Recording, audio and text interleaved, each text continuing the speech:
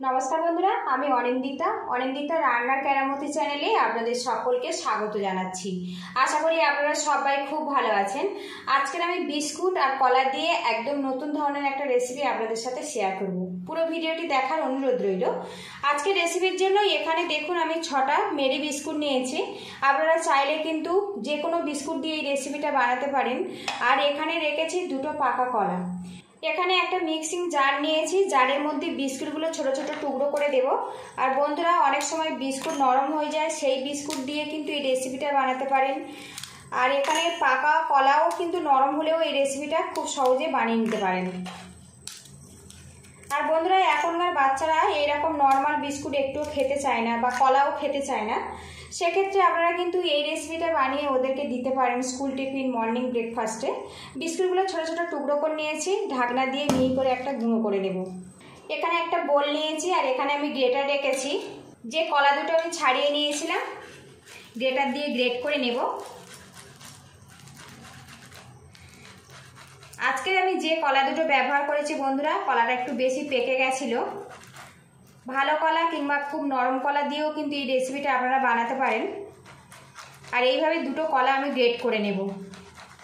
আর বন্ধুরা, বেশি পরিমাণে বানাতে ইচ্ছে হলে বিস্কুট আর কলার পরিমাণটা বাড়িয়ে দেবেন। দুটো কলা আমি গ্রেট করে নিয়েছি। এবারে এর মধ্যে দিয়ে দেবো বড় চামচের 1 চামচ পরিমাণে চিনি। তো এখানে কিন্তু 5 চামচ মতো চিনি ধরবে। দেখুন, চিনিটা আপনারা স্বাদ মতো দেবেন। এবারে এর মধ্যে আমি 2 চামচ সাদা তেল দিয়ে দেব। তো বন্ধুরা, আজকের আমি এই রেসিপিটা বানাচ্ছি পুরো ঘরে সাধারণ যে জিনিসগুলো থাকে সেগুলো দিয়ে। আপনারা চাইলে তেলের পরিবর্তে বাটারও দিতে পারেন। এবারে চিনি আর কলাটা একসঙ্গে ফেটিয়ে নেব, তাহলে চিনিটা খুব সহজে কিন্তু মিশে যাবে কলার সাথে, আর কলাটাও কিন্তু বেশ সুন্দরভাবে ম্যাশ হয়ে যাবে। এইভাবে কিছুক্ষণ ম্যাশ করে নেব। বেশ কিছুক্ষণ ম্যাশ করে নিয়েছি। আর এখানে আমি 1 গ্লাস পরিমাণে দুধ রেখেছি, অল্প অল্প দুধ দিয়ে দেব। যতটা লাগবে দুধ আমি সেইভাবে নিয়ে নেব। আরও কিছুক্ষণ এটা ম্যাশ করে নেব। বেশ কিছুক্ষণ কলার দুধ আর চিনিটা কিন্তু আমি ফেটিয়ে নিয়েছি। এবারে এর মধ্যে দিয়ে দেবো বিস্কুটের গুঁড়ো। এবারে এর মধ্যে দিয়ে দেবো 1 চামচ পরিমাণে কর্নফ্লাওয়ার। এবারে এর মধ্যে দিয়ে দেবো 1/2 চামচ কফি পাউডার। এর মধ্যে আরও একটু দুধ অ্যাড করে দেব, দিয়ে ভালো করে এটা ফেটিয়ে নেব। এখানে আমি কফি পাউডার ব্যবহার করেছি, আপনারা চাইলে কিন্তু ভ্যানিলা এসেন্সও ব্যবহার করতে পারেন। কফি পাউডার দেওয়ার জন্য কিন্তু এই রেসিপিটার গন্ধটা খুব ভালো আসবে আর কালারটা পুরো চকলেট কালারে এসে যাবে। তো দেখুন, কালারটা পুরোপুরি চেঞ্জ হয়ে গেছে। বেশ কিছুক্ষণ এটা ফেটিয়ে নেব আর একদম মসৃণ করে একটা ব্যাটার, মিডিয়াম ব্যাটার বানিয়ে নিতে হবে। খুব বেশি কিন্তু পাতলা হলে হবে না। এদিকে দেখুন, বেশ কিছুক্ষণ ফেটিয়ে নিয়েছে। এখন কিন্তু ব্যাটারটা আমার একদম পারফেক্টভাবে রেডি হয়ে গেছে। তো দেখুন, ব্যাটারটা থাক থাক হয়ে পড়ছে। এইভাবে কিন্তু রেডি করে নিতে হবে। খুব বেশি পাতলা নয়, আবার খুব বেশি মোটা নয়, মিডিয়াম ঘনত্ব ব্যাটারটা বানিয়ে নিতে হবে। এবার এর মধ্যে সামান্য লবণ দিয়ে দেব। লবণটা আমার প্রথমে দেওয়ার কথা ছিল, কিন্তু আমার খেয়াল ছিল না।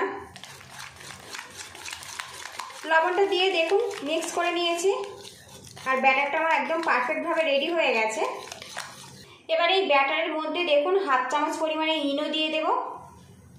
এর মধ্যে সামান্য দুধ দিয়ে দেব, খুব বেশি কিন্তু নয়, অল্প পরিমাণে দুধটা দেব। দিয়ে এই ব্যাটারের সাথে ইনোটা ভালো করে মিক্স করে নেব। তো দেখুন, ইনো দিয়ে কিন্তু ভালো করে মিক্স করে নিয়েছি। আর বন্ধুরা, আজকের কলা আর বিস্কুট দিয়ে যে রেসিপিটা আমি বানাচ্ছি সেটা হচ্ছে কলা আর বিস্কুট দিয়ে কেক। এখানে আমি 3টে বাটি নিয়েছি। প্রথমে তেল লাগিয়ে নিয়েছি, তারপরে অল্প করে ময়দা বাটির গায়ে আমি ঘুরিয়ে নিয়েছি। এবারে এখানে যে মিশ্রণটা আমি রেডি করে নিয়েছি এই বাটির মধ্যে আমি সেট করে দেব। আর একটু খালি রেখে কিন্তু এই ব্যাটারটা দিতে হবে, খুব বেশি কিন্তু দেওয়ার দরকার নেই।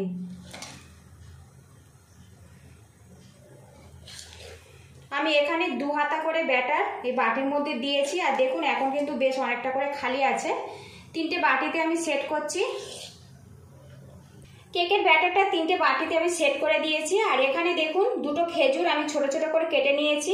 আর 2টো চেরি ছিল বাড়িতে, সে দুটো দিয়েছি, একটু দেখতে ভালো লাগবে। এই ব্যাটারের ওপরে আমি এগুলো সেট করে দেব। বাড়িতে যে কোনো ড্রাই ফ্রুট আপনারা কিন্তু ব্যবহার করতে পারেন, যেটা বাচ্চারা খেতে চায় না, যে ড্রাই ফ্রুটগুলো, এইভাবে কিন্তু বানিয়ে দিতে পারেন। তাহলে কিন্তু ওরা খুব সুন্দরভাবে এটা খেয়ে নেবে। কিছু ড্রাই ফ্রুট আমি কেকের ব্যাটারের ওপরে এইভাবে গুছিয়ে দেব। এদিকে দেখুন, একটা কড়াতে কিছুটা লবণ আমি দিয়েছি। লবণটা আমি 10 মিনিট গরম করে নিয়েছি। এবারে এর মধ্যে আমি বাটিগুলো বসিয়ে দেব। আর বন্ধুরা, অনেক বাচ্চারা কিন্তু এরকম সাধারণ বিস্কুট কলা পাকা খেতে চায় না। আপনারা কিন্তু খুব ঝটপট এইভাবে কেক বানিয়ে দিতে পারেন স্কুল টিফিন কিংবা মর্নিং ব্রেকফাস্টে। ওরা কিন্তু কোনো রকম সমস্যা না করেই খেয়ে নেবে। ভিডিওটি ভালো লাগলে একটা লাইক দিয়ে দেবেন, আর চ্যানেলে নতুন হয়ে থাকলে চ্যানেলটিকে সাবস্ক্রাইব করার অনুরোধ রইল। এবারে একটা ঢাকনা দিয়ে ঢেকে রাখবো আর 15 মিনিট আমি এইভাবে রেখে দেব। আর গ্যাসেরটা কিন্তু আমি লো টু মিডিয়ামে রাখবো। তারপরে আপনাদের সঙ্গে আমার দেখা হচ্ছে। ঢাকনাটা খুলে দেব। আর এখন দেখুন বন্ধুরা, কত সুন্দরভাবে কিন্তু কেকটা রেডি হয়ে গেছে, একদম কিন্তু ফুলে ফুলে রেডি হয়ে গেছে। এখানে আমি একটা কাঠি নিয়েছি, চেক করে দেখব কেকটা ঠিকঠাক মতো বেক হয়েছে কিনা। তো দেখুন কাঠি কিন্তু পুরো পরিষ্কার বেরিয়েছে, এতে কিন্তু কোনো রকম আমার হাতে ব্যাটার লেগে যাচ্ছে না। গ্যাসের হিটটা আমি বন্ধ করে দেব, দিয়ে কিছুক্ষণ এটা আমি রেখে দেবো এইভাবে। ঠান্ডা হলে তারপরে আপনাদেরকে আমি দেখাচ্ছি। তো বন্ধুরা, লুকিংটা দেখুন, কলা আর বিস্কুট দিয়ে কত সুন্দরভাবে একটা কেক আমার রেডি হয়ে গেছে। আর এইভাবে বানিয়ে দিলে বাচ্চারা কিন্তু কোনো রকম সমস্যা না করে কিন্তু খেয়ে নেবে। বিস্কুট আর কেক দিয়ে দুর্দান্ত স্বাদের বাটি কেক রেডি হয়ে গেছে। আর এখন কিন্তু কেকটা হালকাভাবে ঠান্ডা করে নিয়েছি। এখানে দেখুন একটা ছুরি নিয়েছি, সাইডগুলো একটু ছাড়িয়ে নেব, তাহলে কেকটা কিন্তু খুব সুন্দরভাবে উঠে আসবে।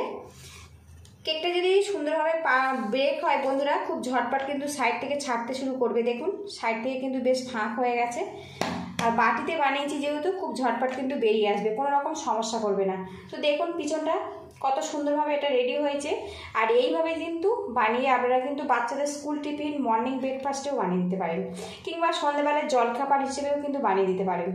তো দেখুন কত সুন্দরভাবে কিন্তু কেকটা রেডি হয়ে গেছে। এইভাবে আমি কেকগুলো বের করে নেব। তো দেখুন আরও একটা রেডি হয়ে গেছে। আপনাদের দেখাই কেকটা কতটা স্পঞ্জিভাবে তৈরি হয়েছে। তো দেখুন কেকের পিছনটা দেখলে বোঝা যাবে কতটা জালিদারভাবে তৈরি হয়েছে। দেখুন কত স্পঞ্জিভাবে তৈরি হয়েছে। কলার বিস্কুট দিয়ে বানালেও কিন্তু এই কেকটা এইভাবে যদি আপনারা বানান কিন্তু অনেক বেশি স্পঞ্জি হবে। আর দেখুন কত সুন্দরভাবে এটা রেডি হয়েছে। দেখুন এই দেখুন, বাড়িতে অবশ্যই এইভাবে ট্রাই করবেন। কেমন হয়েছে আমাকে কমেন্ট বক্সে অবশ্যই জানাবেন। তো দেখুন কত সুন্দরভাবে এটা রেডি হয়েছে। যারা কলা বিস্কুট একটু খেতে পছন্দ করেন না, তারা কিন্তু এইভাবে বানিয়ে খেতে পারেন।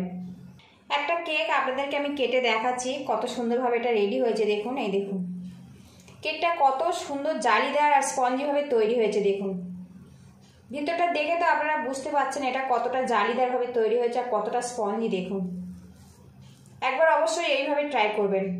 তো দেখুন কত সুন্দরভাবে এটা রেডি হয়েছে।